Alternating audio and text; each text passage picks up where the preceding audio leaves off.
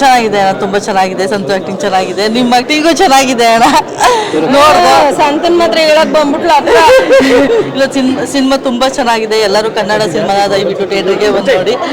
ಕೋಣ ಸಿನಿಮಾ ತುಂಬಾ ಎಕ್ಸ್ಪೆಕ್ಟೇಷನ್ ಇಟ್ಕೊಂಡಿದ್ದಾರೆ ಎಲ್ಲರೂ, ಅಷ್ಟೇ ಚೆನ್ನಾಗಿ ಮಾಡಿದ್ದಾರೆ. ಹೊಸ ಕಲಾವಿದರಿಂದ ಇರ್ಬೋದು, ಎಲ್ರಿಗೂ ತುಂಬಾ ಅವಕಾಶಗಳು ಕೊಟ್ಟಿದ್ದಾರೆ. ಹಾಗಾಗಿ ಎಲ್ಲರೂ ಥಿಯೇಟರ್ಗೆ ಬಂದು ಸಿನಿಮಾ ನೋಡಿ.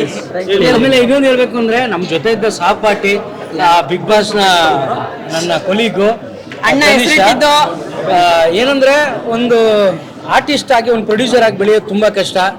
ಎಲ್ಲ ಕಲಾವಿದರನ್ನು ಒಟ್ಟು ಒಂದ್ ಕಡೆ ಸೇರಿಸ್ಕೊಂಡು ಒಂದು ಸಿನಿಮಾನ ಪ್ರೊಡ್ಯೂಸ್ ಮಾಡಿ ಇಷ್ಟರ ಮಟ್ಟಿಗೆ ಒಂದು ಅಭ್ರಸಕ್ಕೆ ಕಾರಣ ಬೆಂಕಿ ದೊಡ್ಡ ಸಪೋರ್ಟ್ ಮಾಡಿದ್ದಾರೆ. ಬೆಂಕಿ ಪ್ರೊಡ್ಯೂಸರ್ ಆಗಿರೋದು ಭಾರಿ ಖುಷಿ ಆಗ್ತೈತೆ. ಸರ್ ನೆಕ್ಸ್ಟ್ ನೀವು ಪ್ರೊಡ್ಯೂಸ್ ಯಾವಾಗ ಮಾಡ್ತೀರಿ?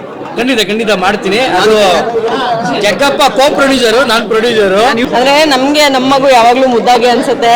ನೋಡ್ದವ್ರು ನಮ್ಗೆ ತಿಳಿಸ್ಬೇಕಾದ್ರೆ ಅಥವಾ ಅವರ ರಿಯಾಕ್ಷನ್ಗಳನ್ನ ನೋಡ್ಬೇಕಾದ್ರೆ, ಅವ್ರ ಮಾತುಗಳನ್ನ ಕೇಳ್ಬೇಕಾದ್ರೆ ತುಂಬಾನೇ ಖುಷಿ ಆಯ್ತು.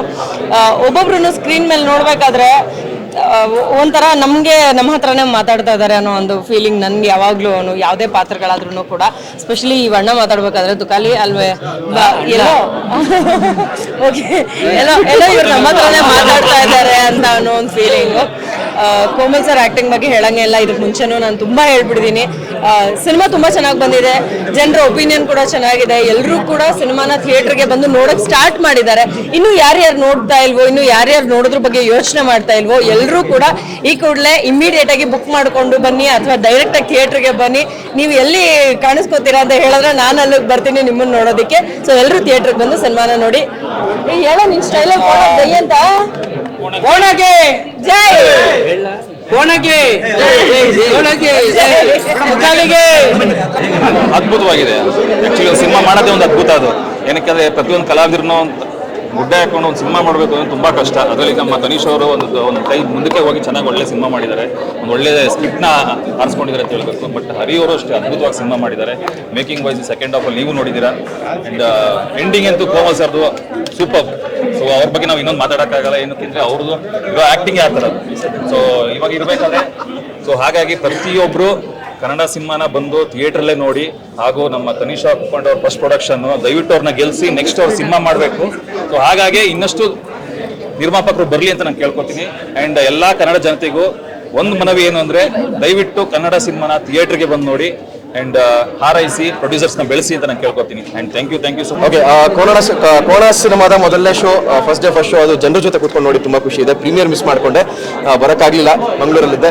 ಬಟ್ ಮೊದಲನೇ ಶೋನ ಆಡಿಯನ್ಸ್ ಜೊತೆ ಹಾಗೆ ಟೆಕ್ನಿಷಿಯನ್ಸ್ ಜೊತೆ ಪ್ರೊಡ್ಯೂಸರ್ಸ್ ಜೊತೆ ಕೂತ್ಕೊಂಡು ನೋಡಿದ್ದು ತುಂಬಾ ಖುಷಿ ಇದೆ. ಕೋಣ ಸಿನಿಮಾ ಬಗ್ಗೆ ವಿಶೇಷವಾಗಿ ಹೇಳೋದೇನಿಲ್ಲ, ಎಲ್ಲರೂ ನೀವೇ ನೋಡಿದ್ದೀರಾ. ಬಟ್ ಒಂದನ್ನು ಹೇಳಬೇಕು, ಮೊದಲನೇ ಪ್ರೊಡಕ್ಷನ್ ಸಿನಿಮಾ ಮೊದಲನೇ ಸತಿ ಪ್ರೊಡ್ಯೂಸ್ ಮಾಡ್ತಿದ್ರೆ ಅಂತ ಅನಿಸ್ಲಿಲ್ಲ. ಮೊದಲನೇ ಫ್ರೇಮ್ ಇಂದ ಹಿಡಿದು ಕಡೆಯ ಫ್ರೇಮ್ ವರೆಗೂ ಪ್ರೊಡಕ್ಷನ್ ವ್ಯಾಲ್ಯೂ ತುಂಬಾ ಅದ್ಭುತವಾಗಿ ಕಾಣಿಸುತ್ತೆ. ಎಲ್ಲರೂ ತುಂಬಾ ಲಾವಿಷಾಗಿ ಖರ್ಚು ಮಾಡ್ತಾರೆ, ಆದ್ರೆ ಆ ಖರ್ಚಿನ ಸ್ಕ್ರೀನ್ ಮೇಲೆ ತಗೊಂಡ್ಬರೋದ್ರಲ್ಲಿ ಎಡು ಬಿಡ್ತಾರೆ. ಸೊ ಅದು ಇಲ್ಲ ಆಗ್ಲಿಲ್ಲ. ಅವ್ರು ಮಾಡಿರೋ ಖರ್ಚು ಪ್ರತಿಯೊಂದು ಫ್ರೇಮಲ್ಲೂ ಕಾಣಿಸಿದೆ. ಹರಿ ಅವ್ರಿಗೆ ಹ್ಯಾಟ್ಸ್ ಆಫ್, ಡೈರೆಕ್ಟರ್ಗೆ. ಅಂಡ್ ತನಿಷಾ ತುಂಬಾ ಅದ್ಭುತವಾಗಿ ಪ್ರೊಡಕ್ಷನ್ ಕೆಲಸನ ಮಾಡಿದ್ದಾರೆ.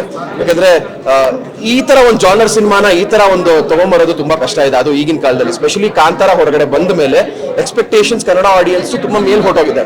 ಸೊ ಆ ತರ ಎಕ್ಸ್ಪೆಕ್ಟೇಷನ್ಸ್ ರೀಚ್ ಮಾಡಬೇಕು ಅಂದ್ರೆ ನಾವು ಬೇರೆ ಏನೋ ಮಾಡ್ಬೇಕಾಗುತ್ತೆ. ಸೊ ಇಲ್ಲಿ ಆ ಎಕ್ಸ್ಪೆಕ್ಟೇಷನ್ಸ್ ಇಟ್ಕೊಂಡು ಒಂದು ಅದ್ಭುತವಾಗಿರೋ ಕ್ಲೈಮ್ಯಾಕ್ಸ್ ನ ಕೊಟ್ಟು ಕೋಮಲ್ ಸರ್ನ ಈ ತರನು ತೋರಿಸಬಹುದು ಅನ್ನೋ ವಿಷನ್ ಇಟ್ಕೊಂಡು ತಗೊಂಡ್ಬಂದಿರುವಂತ ಸಿನಿಮಾ. ಲಾಸ್ಟ್ 15 ನಿಮಿಷ ನಿಜವಾಗ್ಲೂ ಎಲ್ಲರೂ ಥಿಯೇಟರ್ ಎಕ್ಸ್ಪೀರಿಯನ್ಸ್ ಮಾಡಲೇಬೇಕು. Hats off to the music director. ಅದ್ಭುತವಾಗಿ ಬ್ಯಾಕ್ ಗ್ರೌಂಡ್ ಸ್ಕೋರ್ ಮಾಡಿದ್ದಾರೆ.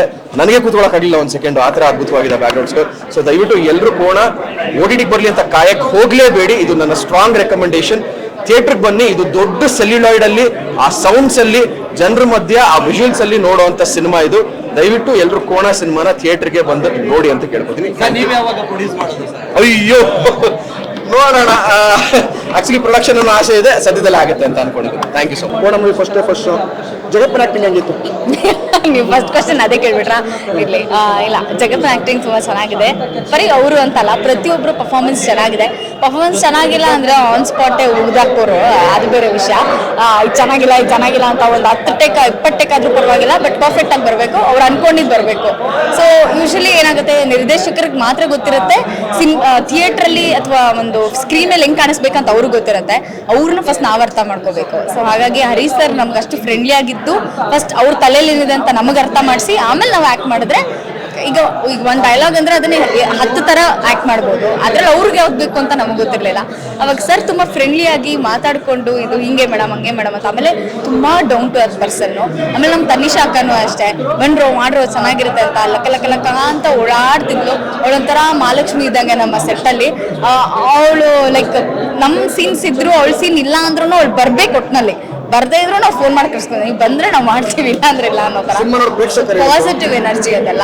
ಸಿನಿಮಾ ಪ್ರೇಕ್ಷಕರು ಎಲ್ಲರೂ ಬಿಗ್ ಬಾಸ್ ಅಲ್ಲಿ ನೋಡ್ತಾ ಇದ್ವಿ, 1-2 ಸೀಸನ್ ಅಲ್ಲಿ ಒಟ್ಟಿಗೆ ಥಿಯೇಟರ್ ನೋಡ್ಬಿಟ್ಟು ಅಂತ ಖುಷಿ ಪಡ್ತಿದ್ದಾರೆ. ಅಫ್ಕೋರ್ಸ್ ಖುಷಿ ಪಡ್ಲೇಬೇಕು, ಯಾಕಂದ್ರೆ ಬಿಗ್ ಬಾಸ್ ಹೋದ್ಮೇಲೆ ಒಂದು ಒಳ್ಳೆ ಸಿನಿಮಾ ಸಿಗ್ಲಿ, ಒಂದು ಒಳ್ಳೆ ಅವಕಾಶ ಸಿಗ್ಲಿ ಅಂತಾನೆ ಆ ವೇದಿಕೆಗೆ ಹೋಗೋದು. ಸುದೀಪ್ ಸರ್ ಒಂದಷ್ಟು ಟಿಪ್ಸ್ ನ ಕೊಟ್ಟಿರ್ತಾರೆ, ಒಂದಷ್ಟು ಅವಕಾಶಗಳನ್ನ ಹೆಂಗ್ ತಗೋಬೇಕು ಅಂತ ಅವರು ಹೇಳ್ಕೊಟ್ಟಿರ್ತಾರೆ. ಅದಕ್ಕೋಸ್ಕರ ಆ ಒಂದು ಶೋ ಇರೋದು. ಅಲ್ಲಿಂದ ಬಂದ್ಮೇಲೆ ಇದನ್ನ ಅಪ್ಲೈ ಮಾಡೋದಕ್ಕೆ ಈ ತರ ಒಳ್ಳೊಳ್ಳೆ ಸಿನಿಮಾ ಬೇಕು.